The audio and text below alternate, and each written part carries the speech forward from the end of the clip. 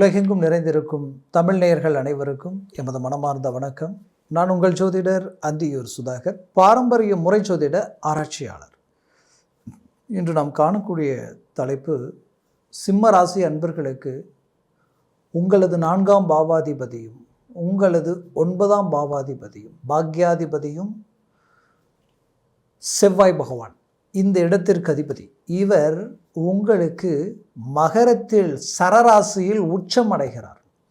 இப்படி உச்சமடையக்கூடிய இந்த காலகட்டங்கள் 40 நாட்கள், ஜனவரி 16ஆம் தேதி, கிட்டத்தட்ட 15ஆம் தேதியிலிருந்து 16ஆம் தேதி பயிற்சியாகி அது 24ஆம் தேதி வரைக்கும் இந்த இடத்துல இருக்கக்கூடிய நிலை. இந்த காலகட்டங்கள் சிம்ம ராசி அன்பர்களுக்கு எப்பேற்பட்ட பலன்களை செவ்வாய் பகவான் அளிக்கப் போகிறார். மேலும் குரு பகவான் லாபஸ்தானத்தில் நிற்கிறாரு. அவர் மட்டுமல்லாமல் உங்களுக்கு இந்த புதன் சுக்கிரன் பார்த்திங்கன்னா அந்த மகரம் கும்பம் இந்த இடங்களில் அவர்களும் பயணம் செய்யக்கூடிய இந்த காலகட்டங்கள் மிகப்பெரிய மாற்றங்களை அளிக்கக்கூடிய நிலை கண்ணுக்கு தெரியுது. அது எப்பேற்பட்ட பலன்கள் என்றது இந்த காணொலியில் நம்ம தெளிவாக விவரமாக பார்க்கலாம். நம்ம சேனலை சப்ஸ்கிரைப் பண்ணாதவங்க பண்ணிக்கோங்க, பெல் பட்டனை கிளிக் பண்ணி ஆல் ஆப்ஷனை கொடுத்துக்குங்க. அப்போ தான் அடுத்தடுத்து காணொளிகள் உங்களை உடனடியாக வந்தடையும். சிம்மராசி அன்பர்கள்னால் சொல்ல வேண்டியதே இல்லை. இரக்க குணமும், மற்றவர்களுக்காக தன் வேலையை விட்டுட்டு கூட அதை முடித்து கொடுத்துட்டு வரக்கூடிய நல்ல மனசும், எல்லாமே தெய்வ சிந்தனை. ஏன்னா நம்ம எது செய்தாலும் நம்ம என்ன விதைக்கிறோமோ அதுதான் முளைக்கும், மனசில் என்ன நினைக்கிறோமோ அதுதான் நடக்கும் அப்படின்னு நினச்சி மனசார இறங்கி செயல்படக்கூடிய நற்குணம் படைத்தவங்க. அதுலேயும் பெண்கள் ஒன் மேன் ஆர்மின்னு சொல்லுவோம்.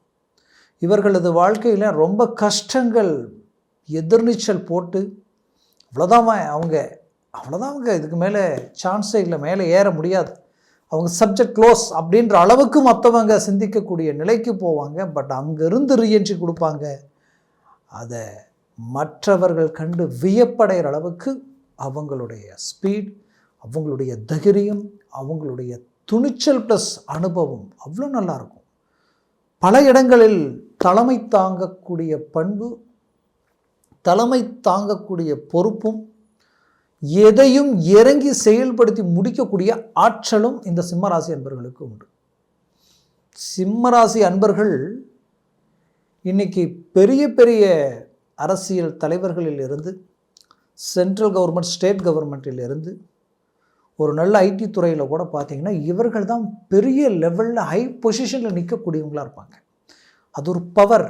அந்த பவர் எப்படி இருக்கும்னா, மற்றவர்களை ஃபோக்கஸ் பண்ணணும், ப்ளஸ் அவர்கள் தேவைகளை அவங்களுக்கு கொடுக்கணும், அதையும் தாண்டி நாம் ஹை லெவலுக்கு போகணும், மட்டும் இல்லாமல் எல்லாரையும் மேலே தூக்கி விடணும்.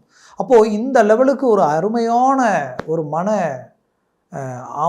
அமைப்பு கொண்டவர்கள் சிம்மராசி அன்பர்கள். ஆனால் கடந்த காலகட்டங்கள் கண்டகச்சனி ப்ளஸ் அஷ்டமச்சனி வரிசையாக பார்த்தா என்னன்னே தெரியல, பிரச்சனைகளாகவே சந்திக்கக்கூடிய நிலை. நல்லா வந்தேன், ஆனால் சடனாக என்ன நடந்ததுன்னு தெரியல, எல்லாமே புரட்டி போட்ட மாதிரி ஆயிடுச்சு. இன்றைக்கி வாங்காத கடனுக்கு வட்டியை கட்டக்கூடிய நிலைமை. தப்பே செய்யலை, ஆனால் தண்டனை அனுபவிக்கிற நிலைமை. அடுத்தவன் செஞ்ச தப்புக்கு இன்றைக்கி நீங்கள் அதனுடைய வலி வேதனைகளை சுமந்து நிற்கக்கூடிய சூழலுக்கு ஆளாயிட்டீங்க. அதுலேயும் குறிப்பாக சொல்லணும்னா உங்கள் விரல் உங்கள் கண்ணை குத்துற அளவுக்கு ஆகி போச்சு. நீங்கள் நல்லதை நினச்சி, நல்லதை எண்ணி, முடிஞ்ச வரைக்கும் நல்ல அன்பு பாசம் உண்மையோடு நீங்கள் செயல்பட்டீங்க. ஆனால் இங்கே பிரச்சனை என்னென்னா, உங்களை பகடக்காய மற்றவர்கள் பயன்படுத்தக்கூடிய நிலைமைகளை கடந்து வந்தீங்க. இன்றைக்கி எல்லாமே என்ன ஆயிடுச்சுன்னா, சொந்தம் பந்தம் உற்றார் உறவினர் எல்லாமே இங்கே உங்களுடைய பேலன்ஸ், உங்களுடைய பலம் நீங்கள் நல்லா இருக்கிற வரைக்கும் தான். உங்கள் பலம் இறங்கிடுச்சின்னா அந்த இடத்துல யாருமே இருக்க மாட்டாங்க. உங்கள் உதவிக்கு கூட நீங்கள் ஃபோன் போட்டால் கூட அட்டன் பண்ணுறது கஷ்டன்ற அளவுக்கு சில பிரச்சனைகளை கடந்து வந்திருப்பீங்க. அப்பேற்பட்ட அனுபவங்களை கொண்ட சிம்மராசி அன்பர்களுக்கு 2026ஆம் வருடம் மிகச்சிறந்த நல்ல விஷயங்கள், அருமையான வாய்ப்புகள், அருமையான அமைப்புகள், திடீர் அதிர்ஷ்டங்கள் எல்லாமே காத்துக்கிட்டு இருக்குன்னு நான் சொல்லுவேன். அதற்கு முதல் படி தான் இந்த செவ்வாய் பகவான் உச்சமடைவது. எந்த இடத்துல? 6ஆம் பாவத்தில். 6ஆம் பாவத்தில் செவ்வாய் உச்சமடைந்தால் என்ன நடக்கும்? 6ஆம் பாவம்ன்றது எதிரிகள் ப்ளஸ் ரோகம், சத்ரு, கடன் சார்ந்த விஷயங்கள், வழக்கு சார்ந்த விஷயங்கள், கணவன் மனைவி பிரச்சனைகள், உடன் பிறந்தோர்களினுடைய சொத்து தகராறுகள். அதுலேயும் குறிப்பாக சொல்லணும்னா இன்றைக்கி தந்தை வழி உறவு முறைகளில் இருக்கக்கூடிய பாதிப்புகளும், அந்த ப்ராப்பர்ட்டி சார்ந்த சிக்கல்கள், டாக்குமெண்ட் சம்மந்தப்பட்ட பிரச்சனைகள். கஷ்டப்பட்டு ஒரு பூமியை வாங்கியிருப்பீங்க, கடைசியில் பார்த்தா அது ஒரு சின்ன விஷயத்தினால கரையம் பண்ண முடியாமல் தவிப்பீங்க. இதுவே மன உளைச்சலாக மாறி இன்றைக்கி எல்லாமே அவ்வளோதானா அப்படின்றது அதை விட்டுட்டு வெளியில் நீங்கள் கஷ்டப்பட்டுருந்தா கூட நேரம் சம்பாரித்து இன்னொன்று உருவாக்கிட்டு இருப்பீங்க. ஆனால் அதையே நினச்சி நினச்சி நினச்சி நினச்சி நினச்சி உடல் ஆரோக்கியத்திலிருந்து, நிம்மதி சந்தோஷத்திலிருந்து இழக்கக்கூடிய அளவுக்கெல்லாம் ஆயிருப்பீங்க. அப்போ இப்பேற்பட்ட பிரச்சனைகளுக்குரிய விஷயங்கள் பார்த்திங்கன்னா இந்த சத்துரு சம்மந்தப்பட்ட இடம். அந்த 6ஆம் வீட்டிலே செவ்வாய் உச்சமடைகிறார். உச்ச பார்வையில் அவர் பார்க்கக்கூடிய இடம் பார்த்திங்கன்னா அழகாக உங்களுடைய 12ஆம் பாவத்தை பார்க்குறார். அப்போது 12ன்றது முடிவுக்குரிய, மோட்சத்திற்குரிய ஒரு இடம். மோட்சத்திற்குரிய இடத்துல இந்த செவ்வாய் பகவான் டைரெக்டாக பார்க்கும் பொழுது என்ன நடக்கும்னா, ரொம்ப நாளாக இழுவையில் இருந்த பிரச்சனை, ரொம்ப நாளாக இழுத்துக்கிட்டு இருந்த பிரச்சனை, கஷ்டப்பட்டு கொண்டு எல்லாம் முடிச்சிடலாம், ஓகே ரிசல்ட் நமக்கு கிடைக்குது அப்படின்னு நினச்ச ஒரு விஷயம் பிரேக் ஆகி நிற்குதே அப்படின்ற வருத்தத்தில் இருந்தீங்க இல்லையா, அது மோட்சமடைய போகுது. அது உங்களுக்கு இப்போ நடக்க போகுது. அது உங்களுக்கு கிளிக்காக போகுதுன்றது தான் இங்கே உண்மை. அப்போது இந்த 40 நாட்களில் இந்த செவ்வாயினுடைய பார்வையில் நடக்கக்கூடிய முதல் விஷயம் இது. 2வது விஷயம் என்னென்னா, இந்த செவ்வாயினுடைய பார்வை மீண்டும் செவ்வாய் வீட்டை தான் பார்க்குறார். அதுதான் ஹைலைட். அப்போது இந்த சிம்மத்துக்கு 9ஆம் வீடு, பாக்கிய சம்மந்தப்பட்ட வீடு. அப்போது உங்களுக்குரிய பாக்கியங்கள் உங்களுக்கு கிடைக்க போகுது. பாக்கியங்கள்ன்றது என்ன?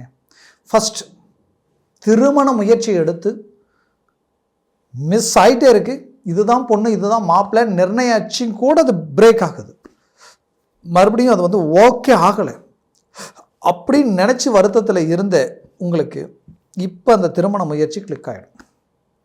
பாக்கியம்ன்றது மனைவி, அதே போல் தாய் தந்தை.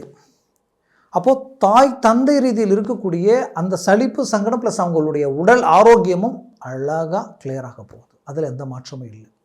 அதற்கு அடுத்தது பார்த்திங்கன்னா, தந்தை வழி சொத்துக்களும் தந்தை வழி ரீதியில் இருக்கக்கூடிய உடன் பிறப்புகளும், இது எல்லாமே ஏதோ ஒரு சிக்கலும் ஏதோ ஒரு பிரச்சனை, எனக்கு என்னென்ன தெரியல, இது பெரும் குழப்பமாக இருக்குன்னு நினைக்கக்கூடியவங்களுக்கு அதிலிருந்து அழகாக ரிலீஃப் கிடைக்க போகுது. அப்போது அந்த 9ஆம் இடம்ன்றது பாக்கியம். நான் சொன்னேன், இந்த பாக்கியத்தில் சிறந்த பாக்கியம் புத்திர பாக்கியம். ரொம்ப நாளாக திருமணமாகி புத்திர பாக்கியமே கிடைக்கலன்னு நினச்சி வருத்தத்தில் இருக்கிறவங்களுக்கு இப்போ அந்த புத்திர பாக்கியம் உங்களுக்கு கிடைச்சிடும்.